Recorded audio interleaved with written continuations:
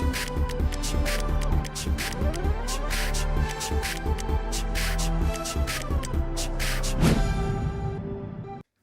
Sahabat Inovasi, jumpa bersama saya Dery Carisanti dari Badan Litbang Provinsi Sumatera Selatan dalam acara One Day, One Innovation. Satu hari satu inovasi, tiada hari tanpa inovasi. Sahabat inovasi, saat ini inovasi menjadi sebuah keharusan. Dunia terus berubah, maka kita harus adaptif dan inovatif. Untuk menginspirasi, kami hadir bersama para inovator hebat dengan inovasi-inovasinya dalam acara One Day, One Innovation. Baik sahabat inovasi, masih di studio podcast One Day One Innovation dan saat ini kita live streaming dari studio podcast Balitbangda Provinsi Sumatera Selatan. Dan kali ini telah hadir bersama kita seorang peneliti inovatif dari Balitbangda Provinsi Sumatera Selatan dengan inovasinya tumbuhan lahan basah sebagai sumber bahan baku pewarna alam tekstil. Mari kita sambut narasumber kita kali ini, Sri Mariani ST MSI. Iya, selamat datang. Makasih. Ibu Sri. Makasih Mbak. Iya, ini luar biasa ya, bisa hadir nih karena sudah dijadwalkan berkali-kali baru saat ini, saking sibuknya ya Bu. Oke, baik. Ibu Sri, ini inovasinya luar biasa ya, tumbuhan lahan basah dijadikan sebagai pewarna alami ya. Oke. Ini apa sih yang melatar belakangi munculnya ide inovasi ini? Ya. Oke, baik, terima kasih. Jadi saya langsung nih ya untuk ke latar belakangnya. Untuk inovasi ini sendiri berawal dari sering terjadinya kebakaran itu terutama di lahan basah. Jadi kami sudah mengamati sendiri setiap per 4 tahun itu kejadian kebakaran di lahan basah ini melonjak tinggi. Nah, kembali ke lahan basah, ternyata lahan basah ini memiliki banyak sekali tumbuhan-tumbuhan dengan potensi yang belum tergali.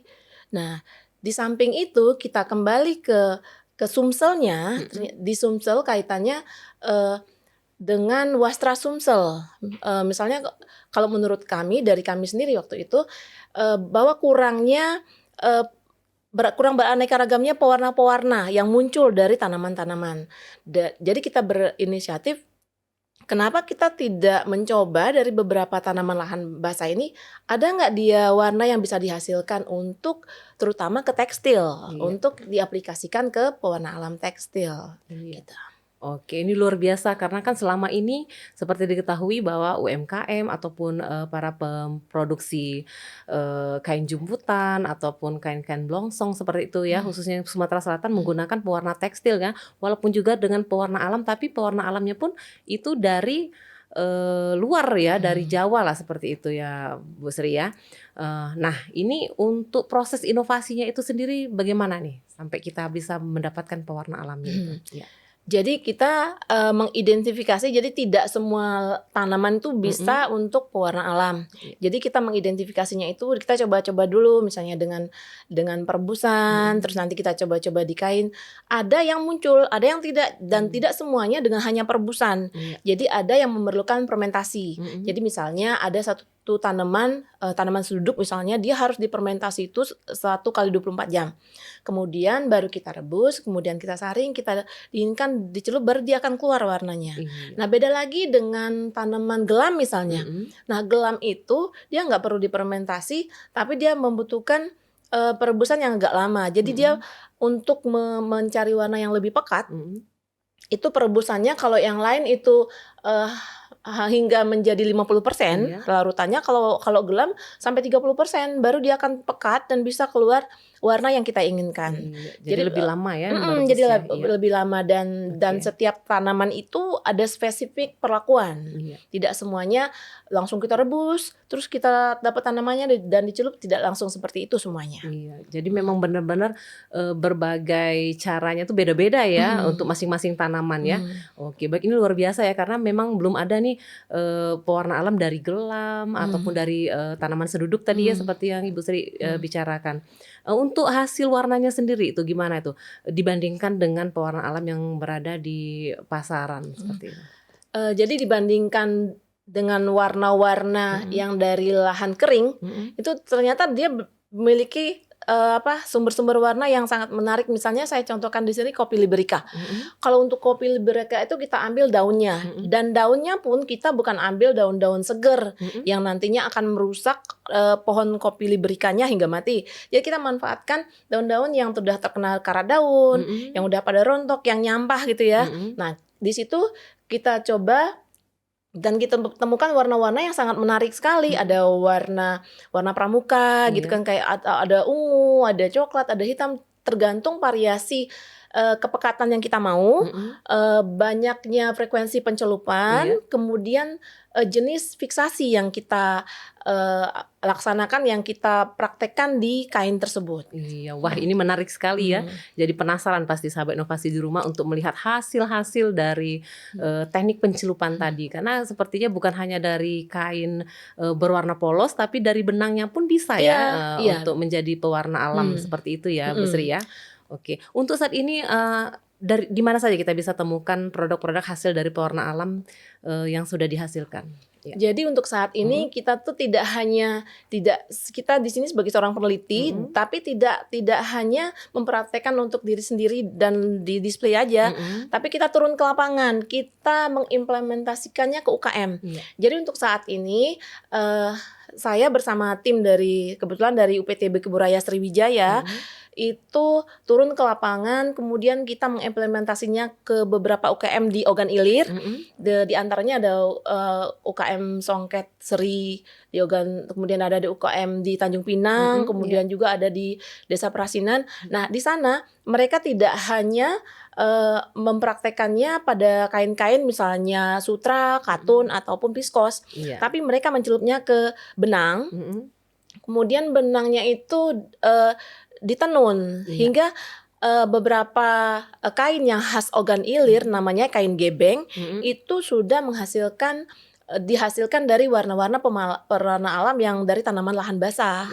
Untuk saat ini, dan misalnya mau belajar juga di UPTB Keburaya Sriwijaya sendiri ada yang namanya rumah pewarna alam.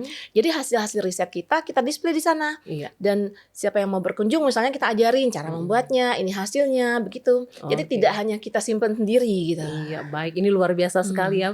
Dan bisa bekerja sama dengan sekolah-sekolah ataupun universitas ya, Bu Sri ya, untuk mungkin bisa berkunjung ke Kebun Raya Sriwijaya, menyempatkan waktunya untuk melihat bagaimana sih rumah pewarna alam yang ada di Kebun Raya Sriwijaya dalam praktek pewarna alamnya ya. Oke, luar biasa. Dan mungkin untuk pembelian produk-produk yang sudah dihasilkan bisa tadi di UKM yang memang dari Ogan Ilir ya, yang sudah mempraktekannya dan juga sudah menjualnya dalam bentuk kain ataupun juga produk jadi baju ya, seperti itu ya. Oke, baik, luar biasa sekali nih Ibu Sri ya, karena selama ini kita taunya pewarna alamnya dari lahan kering ya, bukan lahan basah. Sementara kita seperti diketahui Sumatera Selatan umumnya lahan basah yang banyak ya. Oke, semoga termanfaatkan lebih baik lagi nanti ke depannya ya Bu Sri ya.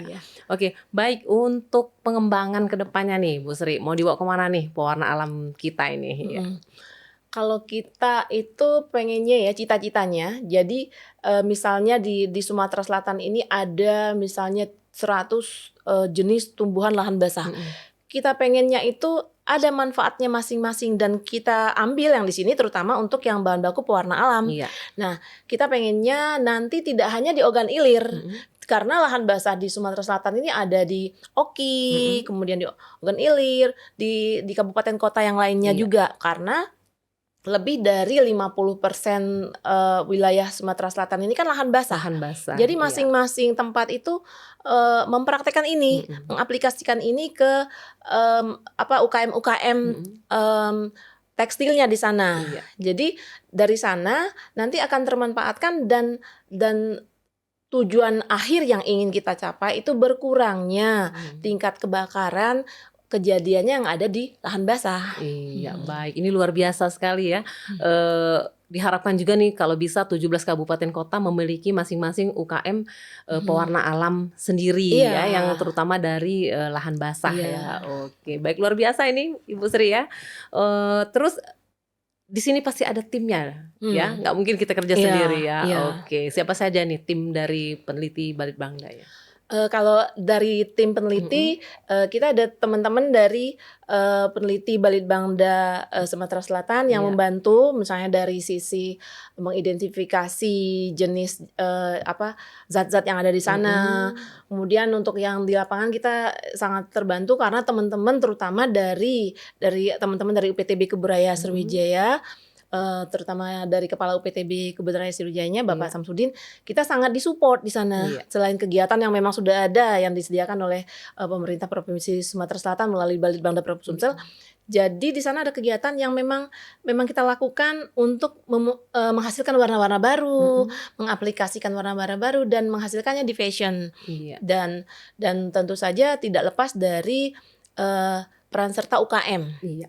UKM tekstil yang benar-benar punya eager yang kuat untuk belajar warna-warna baru. Iya, jantungnya di UKM ya. Iya, karena memang jantungnya di mereka yang UKM. nanti akan meneruskan Iya, pewarnaan benar. ini ya. Iya. Oke, baik. Iya, Bu Sri, ini sangat luar biasa juga. Timnya juga yang terlibat sangat benar-benar bersupport langsung ya. Tim ini yang ya, tangguh. tim yang tangguh karena memang ini saya tahu sekali bagaimana dari bawah hingga bisa berdiri pewarna alam yang dari Kebun Raya Sriwijaya ini ya. Iya. Dan diharapkan lagi nanti kan karena banyak sekali nih jenis-jenis tanaman yang berada di Kebun Raya Sriwijaya. Mungkin bisa akan dieksplor lagi, Iya, benar. muncul lagi jenis warna-warna baru yang akan mewarnai Menambah UKM, menambah kreasinya lagi ya untuk kemajuan UKM Sumatera Selatan. Iya, baik. Oke, ini last but not least ya. Harapannya nih terhadap inovasi ini mungkin kepada sahabat inovasi di rumah bisa disampaikan. Iya, kita berharap dengan adanya inovasi ini itu akan memacu tidak hanya kalau dari kita seorang peneliti dan teman-teman itu akan menjadi motivasi untuk mendorong kita menjadi sumber daya manusia yang lebih kreatif, inovatif, kemudian yang berdaya saing. Karena kita akan bersaing untuk mendapatkan produk-produk yang lebih menarik, lebih cantik. Nah, itu akan mendorong kita. Dan tidak hanya dari level peneliti, tapi semua teman-teman kita yang di lapangan juga harus begitu. Iya. Dan masyarakat tentunya yang menjadi ujung tombak ya, ujung tombak dari produk-produk ini. Kita sangat berharap sekali semua pihak yang terlibat untuk bersama-sama kita mengangkat produk ini dan sehingga akan terekspos hingga keluar. Iya, amin. Semoga tetap go internasional ya. Iya. Ada ucapan terima kasih yang ingin disampaikan, Bu Sri? Ya. Iya. Terima kasih kepada pemerintah Provinsi Sumatera Selatan yang telah memberikan kita kesempatan dalam satu kegiatan yang melalui Balitbangda Provinsi Sumatera Selatan, yaitu kegiatan pewarna alam. Kemudian terima kasih sekali kepada Kepala UPTB Keburaya Sriwijaya Sumatera Selatan Bapak Samsudin yang sangat mendorong kami, yang merupakan motivator kami sehingga kami dan teman-teman di lapangan tuh bisa melakukan inovasi ini, juga teman-teman peneliti dan semua pihak yang tidak kita sebutkan di sini, tidak bisa kita sebutkan di sini. Terima kasih karena dengan adanya kalian inovasi ini bisa naik. Iya, baik, luar biasa sekali. Hidup peneliti Balitbangda Provinsi Sumatera Selatan. Iya, terima kasih banyak ya Bu Sri ya atas kehadirannya di podcast One Day One Innovation. Tetap terus menginspirasi sahabat inovasi di rumah dan juga peneliti-peneliti yang berada di seluruh Indonesia. Dan kami tunggu nih inovasi-inovasi selanjutnya ya dari peneliti Balitbangda Provinsi Sumatera Selatan. Oke, baik pemirsa dan sahabat inovasi di rumah, untuk informasi lebih lanjut dapat memberikan komentar dan saran pada podcast One Day One Innovation.